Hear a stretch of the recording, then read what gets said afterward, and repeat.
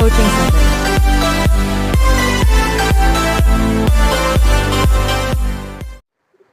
আজকে একটি যে লেসন নিয়ে আসছি সেটা হলো ইন্টারেস্টিং লেসন, সেটি হলো ক্যান। ক্যান মানে পারা জানি আমরা, যেটা আমরা আসলে সরাসরি পারি, সত্যি পারি, সেটা হলো ক্যান। আর মে, মে মানে পারি।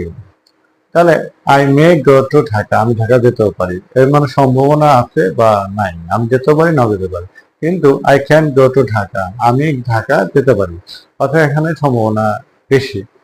এই জন্য ক্যান আর মে এর মধ্যে পার্থক্য। এখন আমরা যদি ফার্স্ট টেন্সে বলি যে আমি ঢাকা যেতে পারতাম, তাহলে I could go to Dhaka, আমি খেতে পারতাম, আই কুড ইট, আমি ঘুমাতে পারতাম, আই কুড স্লিপ।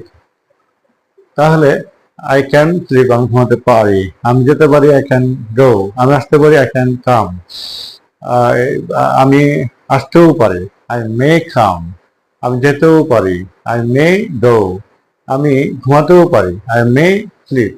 এইভাবে আমরা ক্যান মে দিয়ে আমরা হাজার হাজার বাক্য তৈরি করতে পারি। Thank you.